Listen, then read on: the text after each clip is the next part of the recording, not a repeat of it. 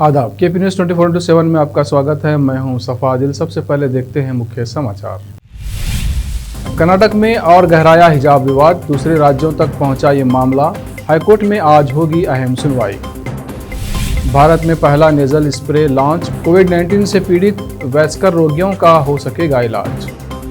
कांग्रेस नेता प्रियंका गांधी वाड्रा आज बुधवार को कर्नाटक में कॉलेज के छात्राओं के समर्थन में आई। कहा, बिकनी, घूंघट या हिजाब, अपनी मर्जी के कपड़े पहनना महिलाओं का अधिकार है। गुजरात में दलित दूल्हे के घोड़ी पर बैठने पर पथराव, 28 लोगों के खिलाफ केस दर्ज। कर्नाटक में हिजाब को लेकर मचे बवाल पर बोली नोबेल पुरस्कार विजेता मलाला यूसुफजई। कहा, लड़कियों को उनके हिजाब में स्कूल जाने से रोकना भयावह है।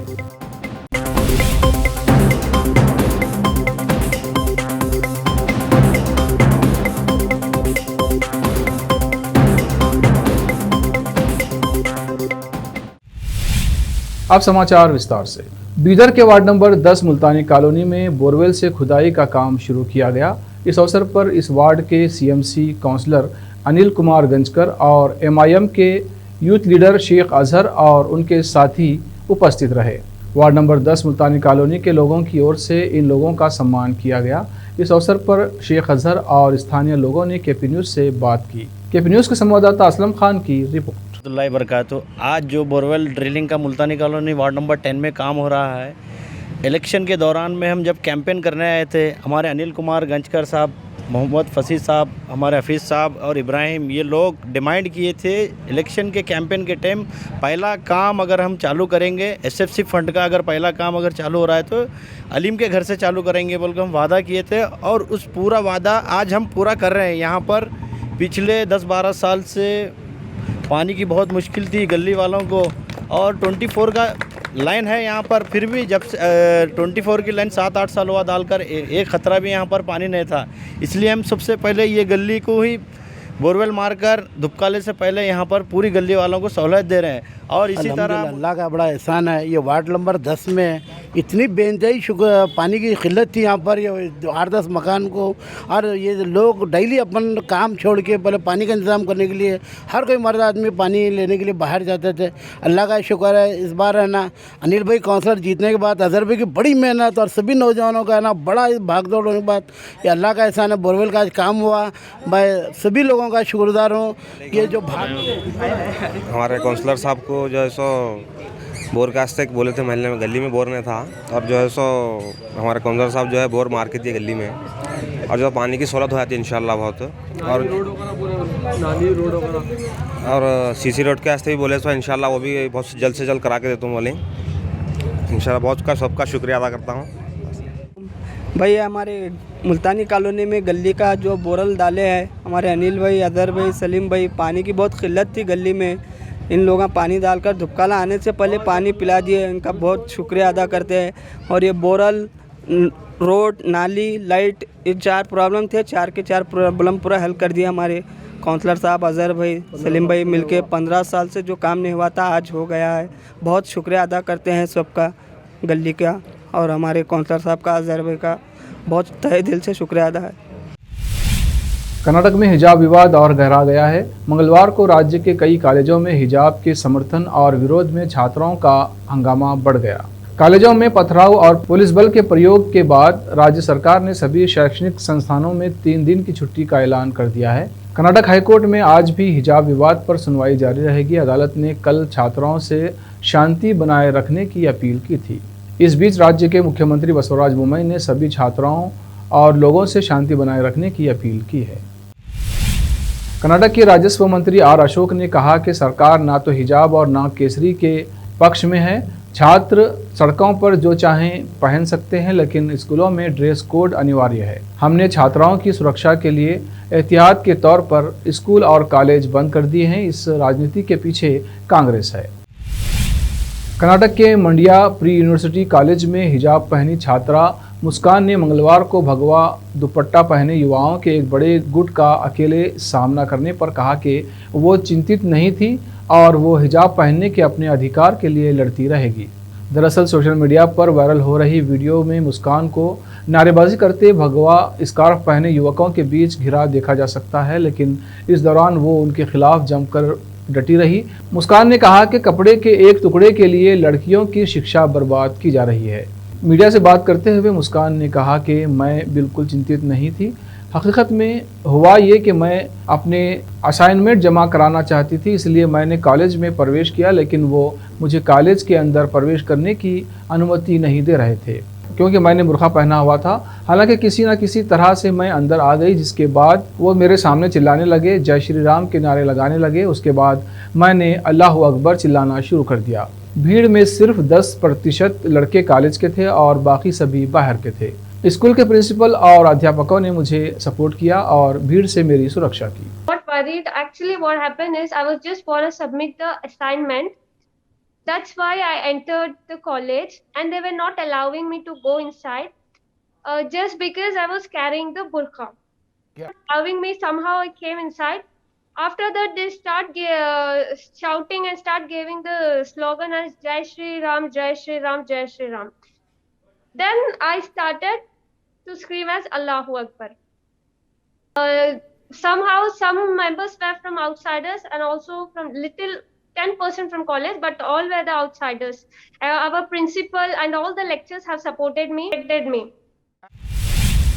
मुंबई स्थित ग्लोबल फार्म कंपनी ग्लेनमार्क ने कोविड-19 से पीड़ित वयस्क रोगियों के इलाज के लिए सैनिटाइज के साथ साझेदारी में भारत में पहला nitric oxide nasal spray launch किया है। ग्लेनमार्क को देश के दवा नियामक, भारत के औषधि महानियंत्रक से नाइट्रिक ऑक्साइड नेजल स्प्रे त्वरित अनुमोदन प्रक्रिया के विनिर्माण और विपणन का त्वरित अनुमोदन प्राप्त हो गया है।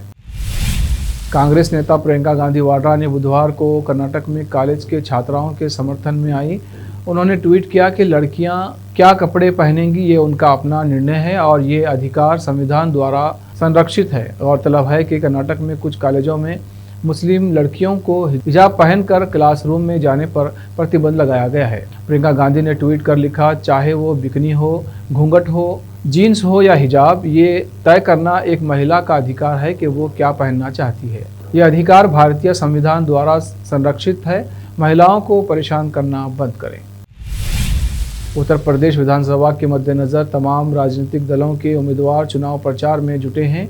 कई जगहों पर कुछ प्रत्याशियों का विरोध देखने को भी मिला है। ताज़ा मामला बीजेपी उम्मीदवार और विधायक सहेंद्र रमाला के काफिले पर हमले का है। मंगलवार को बागपत के छपरौली में बीजेपी विधायक के काफिले पर कथित हमला हुआ। बीजेपी कार्यकर्ताओं का आरोप है कि काफिले पर गोबर फेंका गया है। यही नहीं, पथराव भी किया गया। बीजेपी नेताओं ने कहा कि भाजपा उम्मीदवार के समर्थन में जुलूस निकाला जा रहा था जब वाहनों पर गोबर की ओपलें फेंके गए। आरोप है कि बीजेपी उम्मीदवार के काफिले पर पथराव किया गया। यही नहीं, जब काफिला आरएलडी कार्यालय के पास पहुंचा तो आरएलडी कार्यकर्ताओं ने झंडा लहराकर विरोध, जिससे दोनों पक्षों में विवाद हो गया। मौके पर पहुंची पुलिस ने स्थिति को काबू में किया है।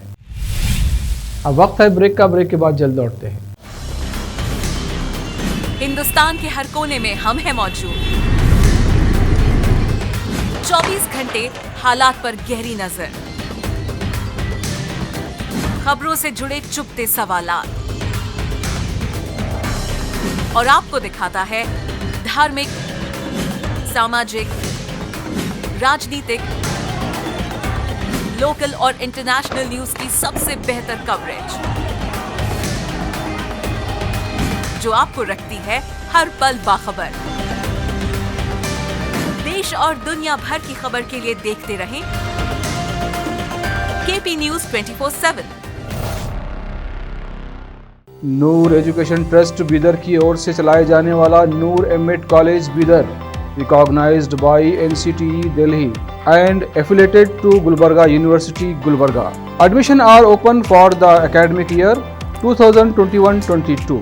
विशेषज्ञ और सक्षम शिक्षकों द्वारा शिक्षा प्राप्त करने के लिए नूर एमएड कॉलेज में दाखिला लें और शांत वातावरण में शिक्षा प्राप्त करें। बीदर शहर में बेहतर शिक्षा का एकमात्र केंद्र Noor MEd college, Shahpur gate, Bidar. Phone numbers 9945283920, 8482221297। Break के बाद फिर एक बार आपका स्वागत है। आइए देखते हैं आगे के समाचार। केरल में 3 दिनों से पहाड़ियों के बीच फंसे युवक को सुरक्षित निकाल लिया गया है और उसे सीधे अस्पताल ले जाया गया है। भारतीय सेना और वायुसेना के संयुक्त ऑपरेशन के बाद युवक को रस्सी के सहारे ऊपर खींचा गया, जो 2 पहाड़ियों के बीच फंस गया था। केरल में 3 दिन पहले ट्रैकिंग पर गए आर बाबू नाम के इस युवक का पैर फिसल गया था और वो 2 पहाड़ियों के बीच फंस गया था, जिसके बाद बाबू खुद ही इस दुर्घटना की सूचना नीचे उसका इंतजार कर रहे लोगों को दी।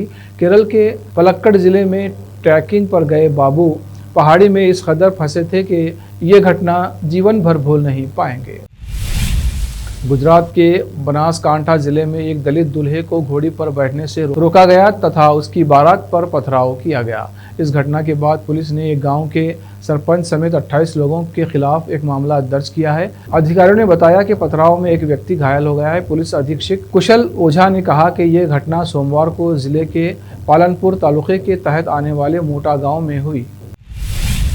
तमिलनाडु के स्वास्थ्य सचिव और IAS ऑफिसर जे राधाकृष्णन ने दुनिया के सामने एक ऐसी मिसाल पेश की है जो दूसरों के लिए प्रेरणा का काम कर सकती है।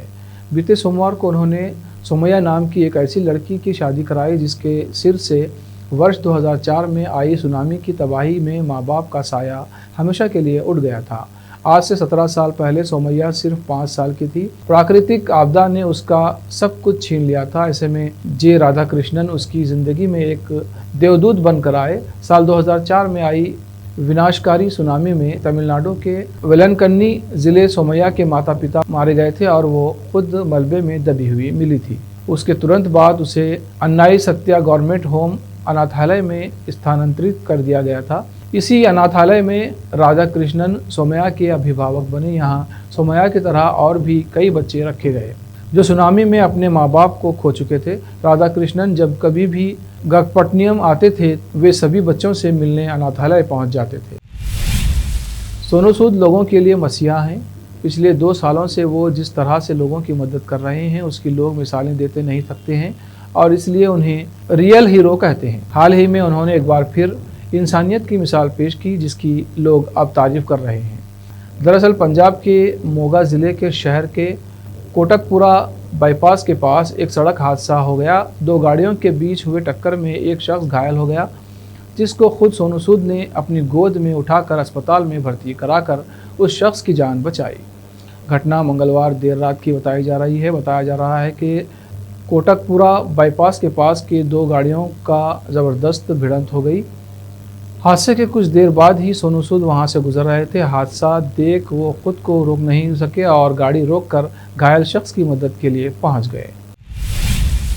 नेहा कक्कड़ ने अपने इंस्टाग्राम अकाउंट पर एक फ़ोटो शेयर की है। इस फोटो में मशहूर सिंगर ग्लैमरस अंदाज में नज़र आ रही हैं। नेहा कक्कड़ के स्टाइलिश अंदाज ने न सिर्फ फैंस का दिल जीता है बल्कि उनके पति रोहनप्रीत सिंह ने भी उनकी इस फ़ोटो को बहुत पसंद किया है। रोहनप्रीत ने नेहा कक्कड़ की इस फ़ोटो पर कमेंट किया है और उन्होंने अपनी पत्नी को सबसे ज़्यादा सुंदर बताया है। इस तरह नेहा कक्कड़ की इस फ़ोटो को खूब पसंद किया जा रहा है और फैंस भी इसे लेकर खूब कमेंट कर रहे हैं। कर्नाटक में मुस्लिम लड़कियों के हिजाब को लेकर शुरू हुआ विवाद पूरे राज्य में फैल गया। मुस्लिम लड़कियों का आरोप है कि उन्हें हिजाब पहनकर कॉलेज कैंपस और क्लास में घुसने नहीं दिया जा रहा है। लड़कियों की शिक्षा की हिमायत करने वाली नोबेल पुरस्कार विजेता पाकिस्तानी मलाला यूसुफजई ने अब इस मामले को उठाया है और कहा है कि लड़कियों को उनके हिजाब में स्कूल जाने से रोकना डराने यानी भयभीत करने वाला है। हिजाब को लेकर विवाद उस समय शुरू हुआ जब पिछले महीने कर्नाटक के उडुपी के सरकारी गर्ल्स PU कॉलेज की 6 छात्राओं ने आरोप लगाया कि उन्हें हिजाब पहनने पर क्लास में जाने से रोक दिया गया। उडुपी और चिकमंगलूर में दक्षिणपंथी समूहों ने मुस्लिम लड़कियों को हिजाब पहनने पर आपत्ति जताई। अब मलाला यूसुफजई ने इस मुद्दे को उठाते हुए ट्वीट किया, लड़कियों को उनके हिजाब में स्कूल जाने से रोकना भयावह है। महिलाओं के कम या ज़्यादा पहनने को लेकर आपत्ति अब भी जारी है। भारत के नेताओं को मुस्लिम महिलाओं के हाशिए पर जाने से रोकने के आगे आना चाहिए।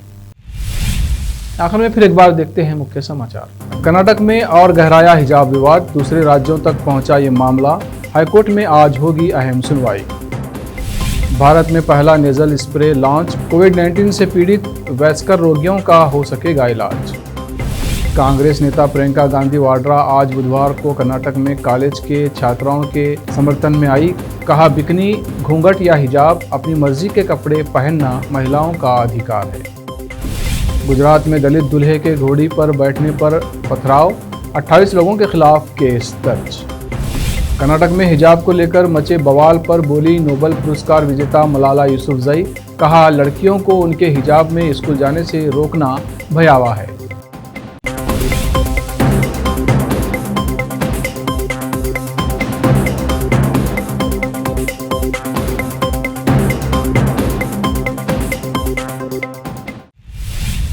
केपी न्यूज़ में अब तक के लिए इतना ही। देश प्रदेश के समाचारों के लिए देखते रहिए केपी न्यूज़ 24/7।